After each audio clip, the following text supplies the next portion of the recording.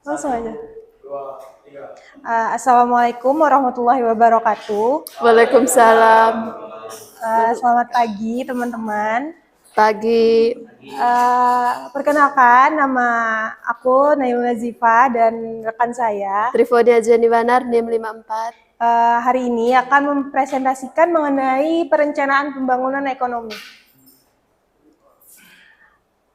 Berikut merupakan overview dari presentasi kami hari ini. Ada arti penting, perencanaan pembangunan dari masa ke masa, perbedaan dan persamaan perencanaan pembangunan dari masa ke masa, sejarah, tahapan perencanaan pembangunan nasional, contoh fisik dan non-fisik, terakhir ada tahapan perencanaan pembangunan IKN. Kemudian ada arti dari perencanaan sendiri adalah perencanaan diartikan sebagai suatu proses mempersiapkan suatu hal atau kegiatan-kegiatan yang akan dilakukan secara sistematis untuk mencapai suatu tujuan tertentu. Perencanaan pembangunan adalah suatu pengarahan penggunaan sumber-sumber pembangunan termasuk sumber-sumber ekonomi yang terbatas adanya atau scarcity untuk mencapai tujuan-tujuan tertentu berdasarkan keadaan sosial ekonomi yang lebih baik secara efektif dan efisien. Apa sih itu scarcity? Scarcity atau kelangkaan adalah konsep dasar dalam ekonomi di mana keinginan dan kebutuhan itu keinginan dan kebutuhan masyarakat tidak terbatas. Jadi tidak terpenuhi oleh sumber daya yang terbatas untuk memenuhinya. Ada konsep scarcity adalah dasar inti dari ilmu ekonomi dalam pengambilan keputusan ekonomi, pembentukan harga, alokasi sumber daya, hingga konsepsi penawaran dan permintaan. Ada yang tahu nggak sih hubungan scarcity dan perencanaan pembangunan? Nggak ada ya? Nah, perencanaan pembangunan itu merupakan upaya atau langkah pemerintah dalam mengatasi scarcity sendiri atau kelangkaan itu sendiri. Pembangunan itu dalam merencanakan pembangunan, pemerintah juga dapat mengalokasikan sumber daya secara lebih efektif dan efisien. Nah, dengan pembangunan itu sendiri, pemerintah jadi lebih tahu gitu loh, lebih bisa mengidentifikasi daerah-daerah mana yang sumber dayanya langka. Jadi pemerintah dapat memprioritaskan daerah tersebut untuk dialokasi sumber daya, untuk mengalokasi sumber dayanya. Kemudian enggak sebelumnya. Ada yang tahu nggak kenapa perencanaan pembangunan menjadi topik penting? Tidak tahu. Ada yang bisa jawab? Nah, karena perencanaan pembangunan itu memiliki peran penting dalam menciptakan kesejahteraan masyarakat serta meningkatkan pertumbuhan ekonomi. Nah, manfaat yang diberikan dari pembangunan itu sendiri juga cukup banyak bagi warga negara di berbagai bidang seperti ekonomi, sosial, lingkungan hidup, dan lain-lain. Nah, pembangunan juga menimbulkan perubahan sosial dan budaya terhadap masyarakatnya, baik pola hidup maupun masalah sosial lainnya. Nah, berikutnya, kenapa dalam membangun Indonesia diperlukan perencanaan pembangunan? Ada yang bisa jawab? Kenapa ya? Ya karena dapat memberikan arah dan tujuan yang jelas dalam pembangunan nasional dan daerah. Ada proses-proses yang harus dilewati secara sistematis gitu. Contoh kecil kayak kita kalau mau buka bisnis kan pasti mikirin konsepnya, bahan apa, maksudnya bisnis apa yang mau dibuka gitu kan, keuangannya, terus pangsa pasarnya juga, target pasarnya pasti perlu perencanaan yang matang gitu loh. Gak mungkin kan kalau kita mau buka bisnis, terus hari ini mau buka bisnis, terus besok langsung buka gitu kan gak mungkin, perlu perencanaan yang matang. Gitu juga dengan perencanaan pembangunan dalam membangun negara, yang di dalamnya tuh banyak komponen bangsa gitu loh. Kemudian, nah ini merupakan perencanaan pembangunan dari masa ke masa yang berkembang gitu loh, dalam aspek apa gitu. Yang pertama ada masa Orde Lama. Yang pertama ada plan produksi 3 tahun. Ini berkembang dalam aspek pertanian, peternakan, perindustrian, dan kehutanan. Kemudian ada rencana Kasimo mengenai swasembada pangan. Swasembada pangan itu di mana negaranya dapat memenuhi kebutuhan pangannya gitu loh, nggak mengimpor dari luar. Kemudian ada Biro Perancang Negara. Ini biro yang merancang pembangunan jangka panjang.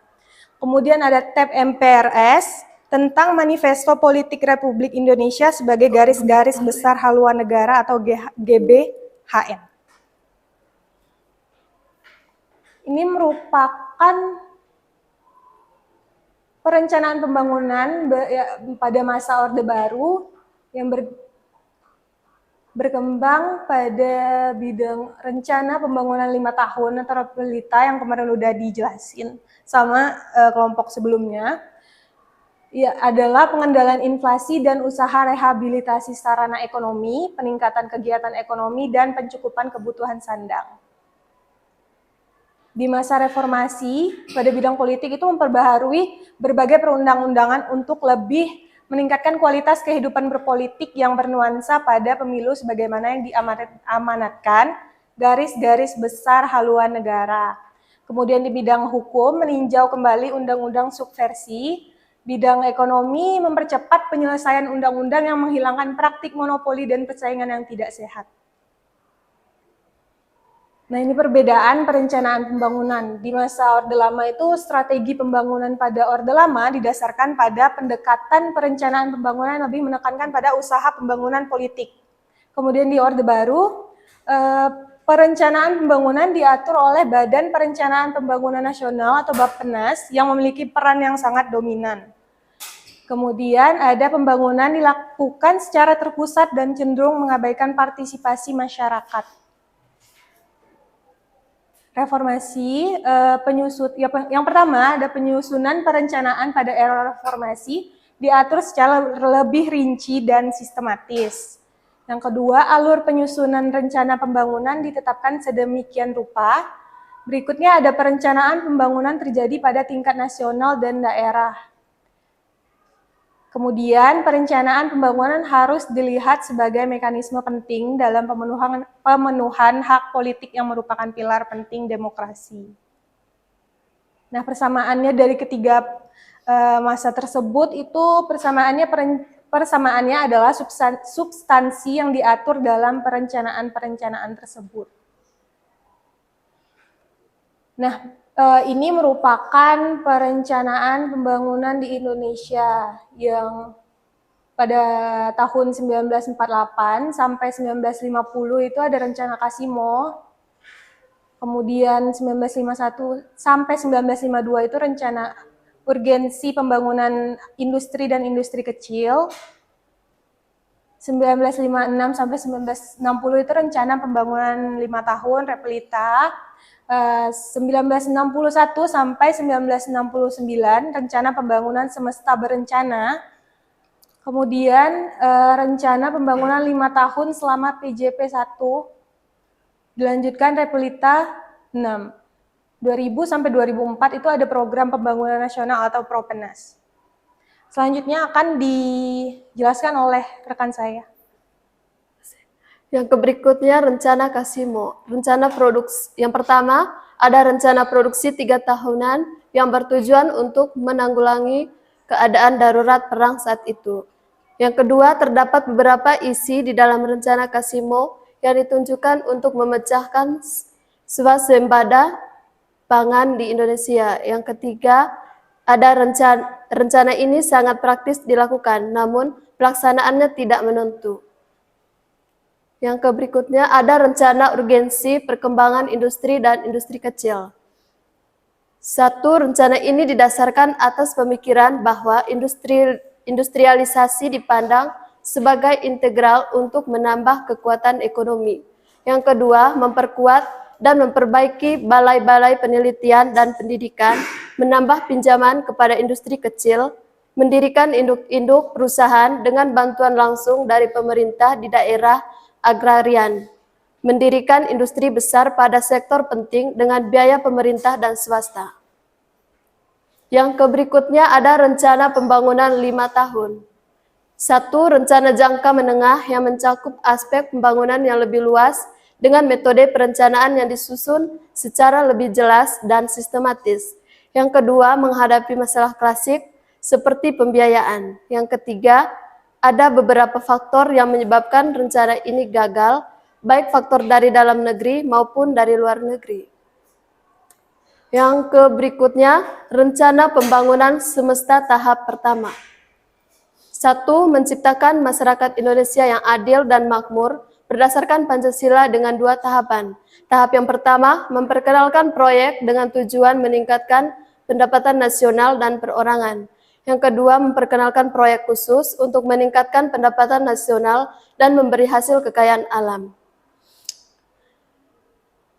Terus, di sini ada pembangunan jangka panjang tahap pertama atau disingkat dengan PJP 1 dan kedua PJP 2.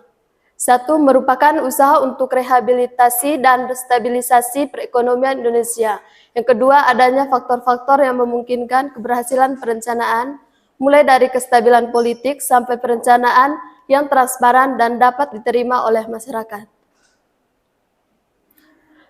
Selanjutnya ada program pembangunan nasional atau Propenas dari tahun 2000 sampai 2004. Propenas diselenggarakan karena krisis ekonomi dan moneter serta gerakan reformasi yang dipelopori mahasiswa hingga mengakibatkan tambangnya rezim Orde Baru. Propenas diselenggarakan menggunakan 2 langkah, yaitu langkah untuk pemulihan perekonomian dalam jangka pendek dan langkah dalam menetapkan landasan perekonomian dalam jangka menengah. Nah, teman-teman, seperti yang ada di gambar ini, ada beberapa contoh pembangunan yang secara fisik ya. Ada stasiun kereta api, terus ada pelabuhan, dan lanjut. Ada jalan tol dan juga jembatan. Terus contoh non-fisik pembangunan di Indonesia. Pembangunan non-fisik berkaitan dengan penggunaan sumber daya manusia itu sendiri. Seperti, adapun antara lainnya pembangunan di bidang kesehatan, bidang pendidikan, bidang ekonomi, dan lain sebagainya. Pembangunan non-fisik mengedepankan sumber daya manusia, dikarenakan dengan adanya pembangunan non-fisik menjadi dasar untuk melakukan pembangunan fisik. Berikutnya ada tahapan perencanaan pembangunan nasional. 1. Rencana pembangunan jangka panjang nasional. Yang kedua, ada rencana pembangunan jangka menengah nasional. Yang ketiga, Restra Kementerian atau Lembaga Restra KL. Peraturan Pimpinan KL. Yang keempat, Rencana Kerja Pemerintah atau RKP Perpres. Yang kelima, Rencana Kerja Kementerian atau Lembaga Renja KL, Peraturan Pimpinan KL. Selanjutnya ada tahapan perencanaan pembangunan Ibu Kota Nusantara. Tahap 1, pembangunan perkotaan, pembangunan infrastruktur, dan pembangunan ekonomi dari tahun 2020 sampai 2024 nanti. Tahap kedua, infrastruktur utama ditargetkan telah siap dihubungkan ke kawasan baru. Fasilitas transportasi umum, primer maupun sekunder ditargetkan siap dari tahun 2025 sampai 2035 nanti. Lanjut. Iya, tahap 3.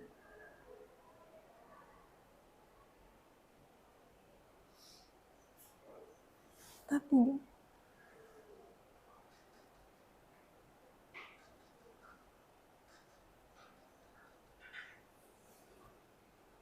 Baca aja, Tripon. Baca aja. Tahap 3.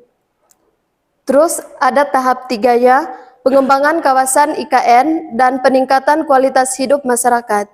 Pusat-pusat inovasi dan pusat pendidikan pelatihan akan dibangun. Itu rencananya dari tahun 2035 sampai 2045. Kira-kira kita umur berapa ya? Yang kedua, tahap Tahap ini akan difokuskan pada pengembangan kawasan IKN dan peningkatan kualitas hidup masyarakat. Itu dari tahun 2024 dan seterusnya. Terus selanjutnya, ini salah satu bagan capaian kerangka ekonomi makro 2015 sampai 2018. Yang pertama ada pertumbuhan ekonomi dari 2015 sampai 2018 5,0%. Yang kedua ada pertumbuhan investasi dari 2015 sampai 2018 5,6%. Terus PDB per kapita 2018 USD 3,927. Terus tingkat inflasi dari 2015 sampai 2018 3,3%. Terus tingkat kemiskinan 2018 9,82%. Terus TPT 2018 5,34%. Terus rasio Gini 2018 0,389. Terus IPM 2018 71,9. Terus yang berikutnya 7 agenda pembangunan RPJMN keempat tahun 2020 sampai 2024. Yang pertama, memperkuat ketahanan ekonomi untuk pertumbuhan yang berkualitas dan berkeadilan. Yang kedua, mengembangkan wilayah untuk mengurangi kesenjangan. Yang ketiga, meningkatkan sumber daya manusia yang berkualitas dan berdaya saing. Yang keempat, revolusi mental dan pembangunan kebudayaan. Yang kelima, memperkuat infrastruktur untuk mendukung pengembangan ekonomi dan pelayanan dasar. Yang keenam, membangun lingkungan hidup, meningkatkan ketahanan bencana dan perubahan iklim. Yang ketujuh, memperkuat stabilitas Polhuknakam dan transformasi pelayanan publik. Terus yang terakhir ada kesimpulan. Perencanaan pembangunan merupakan alat penting bagi Indonesia untuk mencapai tujuannya, tetapi akan selalu ada tantangan dan hambatan dalam mengimplementasikannya. Untuk meningkatkan efektivitas perencanaan pembangunan, sangat diperlukan koordinasi, kolaborasi, dan kreativitas antar pemerintah dan stakeholders.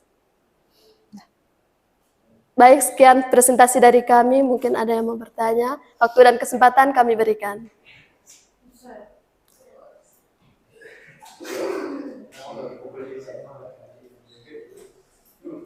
Itu ditulis ya.